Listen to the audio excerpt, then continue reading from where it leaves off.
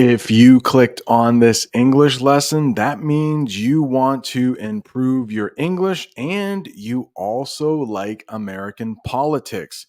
In today's English lesson, we are going to watch a press conference and talk about the English idioms we hear, the English phrasal verbs, and any difficult vocabulary. This English lesson will help you if you want to have better conversations or if you are preparing for the IELTS or TOEFL exams. I have watched this press conference and I took notes on what will be helpful to you if you are learning English. The first thing we should probably talk about is what is a press conference or what is a press briefing. And for each term or idiom or phrasal verb, I will have a picture that will help you.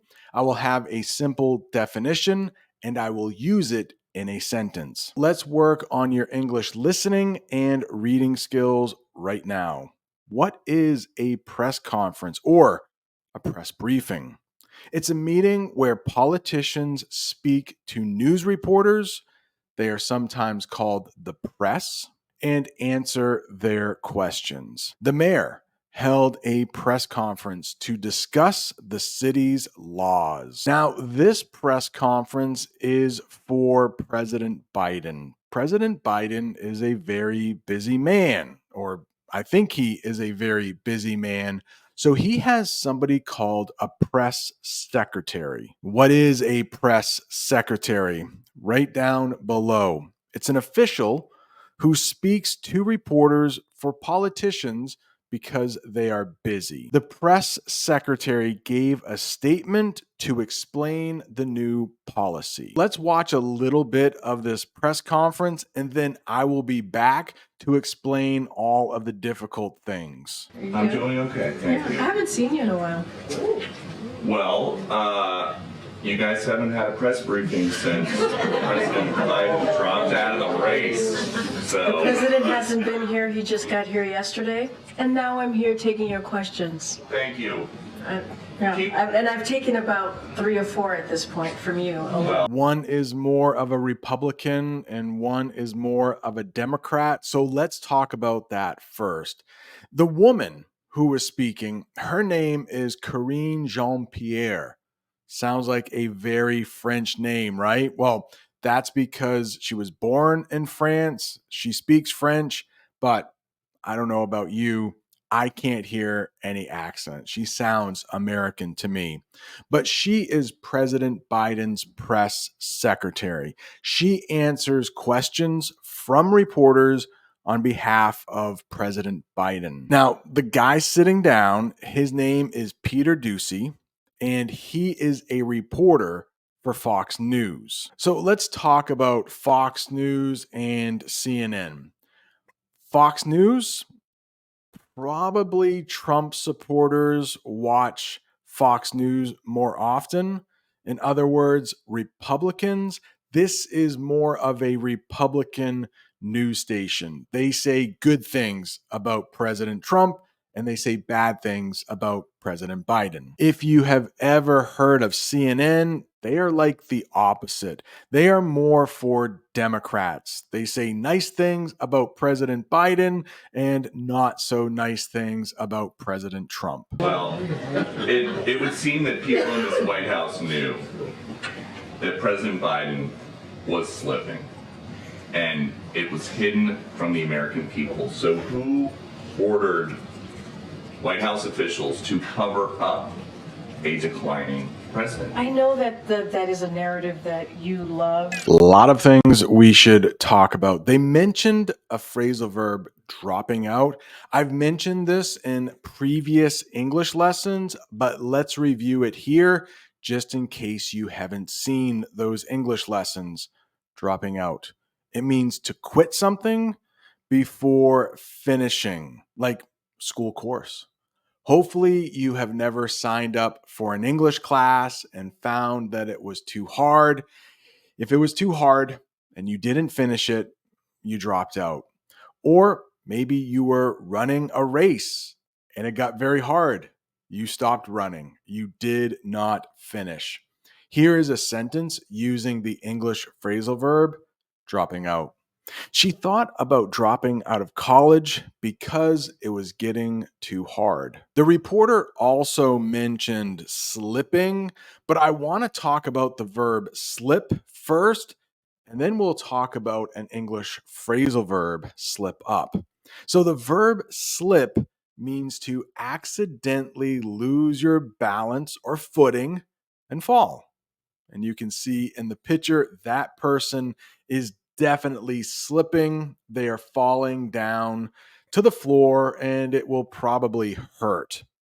Be careful not to slip on the wet floor. A lot of times when you slip, you don't fall all the way to the floor, you just almost fall. But when the reporter said that President Biden was slipping, it doesn't really have anything to do with falling. Let's take a look at what it means. It means not doing as well as before or feeling less healthy. Here's a sentence.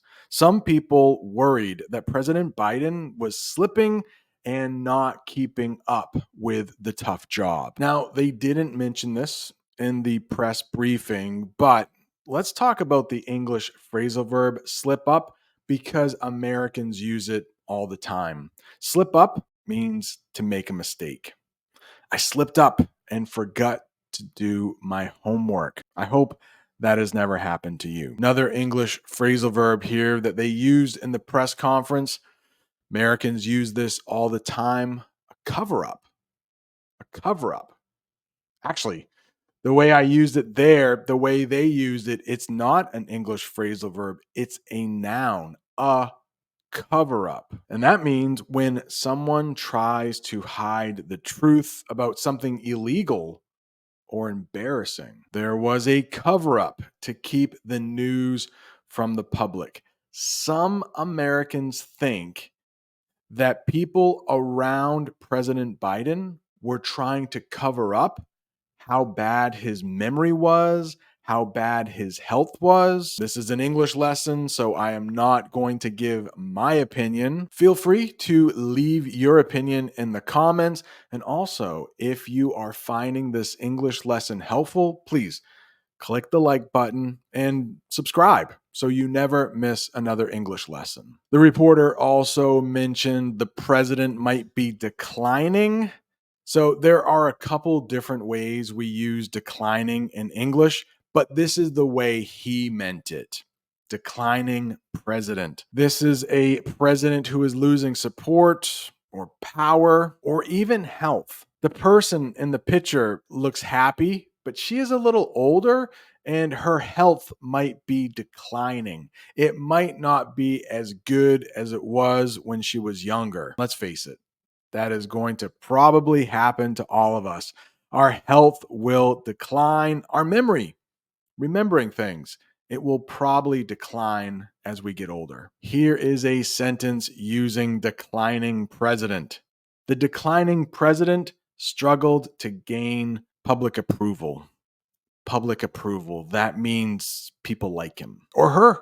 Maybe we will have a female president in the United States in 2025. The press secretary says that's the narrative.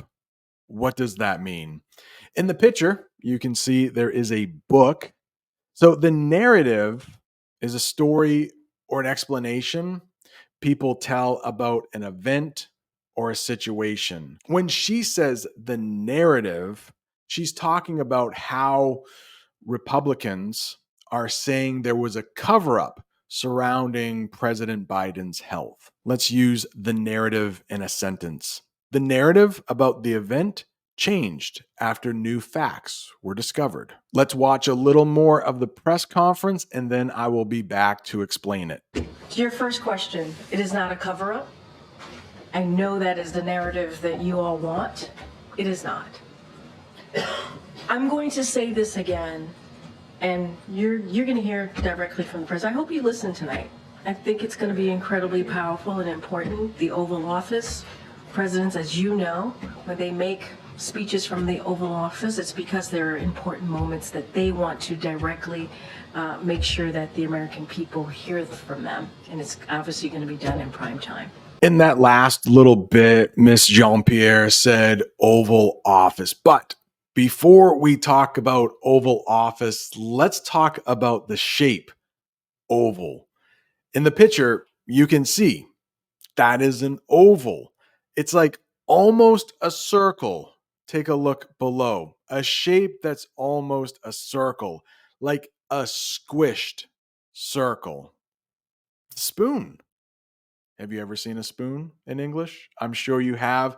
Most spoons have an oval shape. The spoon was oval shaped.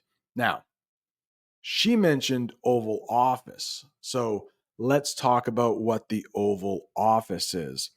It's the official office of the President of the United States in the White House. And last night, President Biden gave a speech from the Oval Office officially announcing he was no longer running for president. And it was done in prime time, she said. What does that mean? That means shown on TV during the evening when most people watch, like 7 p.m., 8 p.m. to 9 p.m. That's like prime time television. Here's a sentence using prime time. The show is done in prime time because it's very popular. All right, let's go back to more of their fighting, and then I will come back and explain what they meant. I would listen to the president. And then what I will say is that it is not easy making a decision that the president made on Sunday. It is just not. It is not. And as you all reported, it is historic. It is unusual. This is not the norm. And making a decision like that for someone who has been in public service for 54 years, U.S. Senator for 36, President to Vice President to President Obama for 8, and now a first term as president himself. These are not easy decisions to make. They're just not.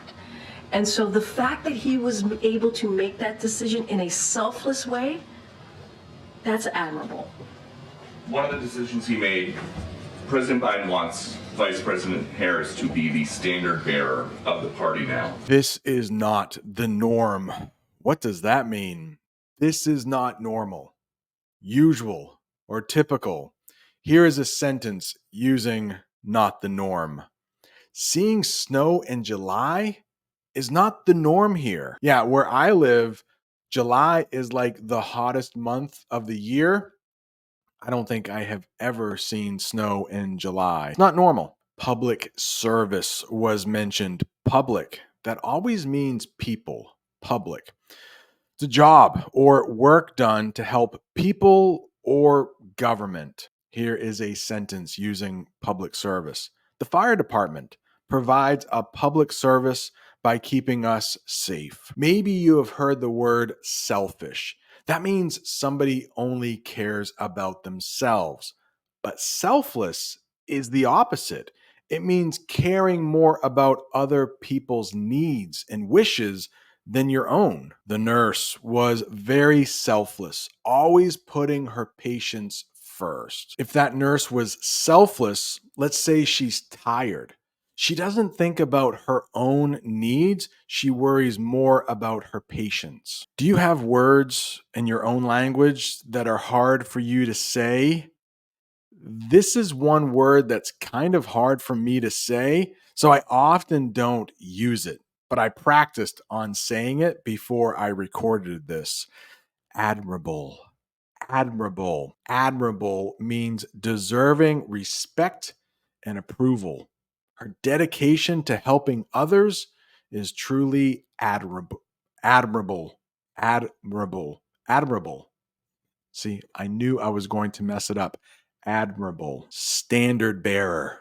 What does that mean? A person or thing that represents a cause, group, or idea. It's like the perfect example of something. Here's a sentence. She is the standard bearer for the new school policy. They mentioned political party. I've talked quite a bit about this. We have two major political parties in the United States, Republican and Democrat. I mentioned that just in this lesson, but she's going to mention simply party. Just know that that means political party. Let's watch some more and then I'll be back. And so the fact that he was able to make that decision in a selfless way, that's admirable. One of the decisions he made, President Biden wants Vice President Harris to be the standard bearer of the party now. Does she still want to get rid of ICE? You have seen what this administration has been able to do in the past 3.5 years, and they did that with the vice president as a partner in that. And Republicans got in the way. The president went around Republicans and was able to get thousands of personnel at the border. And now we are seeing a 50% drop at the border. Ms. Jean-Pierre mentioned ICE. It's not the type of ice you are thinking of. You can see in the picture there is a block of ice, but no, we are talking about ICE agents. What are ICE agents? It stands for something really long. We never say this, but I will say it just so you know what it is. Immigration and Customs Enforcement. It's an acronym. The I, immigration, C, customs, E, enforcement. They are police that work to keep illegal immigrants out of the United States. She also mentions a 50% drop at the border. The border she is talking about is the border between the United States and Mexico. And I think what she is saying, even though she never fully says it, she just says like a 50% drop, meaning like half as many people are crossing that border illegally. Whew, this was not easy. I hope your English is a lot better after you've watched this lesson. Maybe you want to watch it twice or 3 times. If you're looking for more English, there is a whole bunch of lessons right down there about politics in the United States. Thanks so much for watching. See you next time.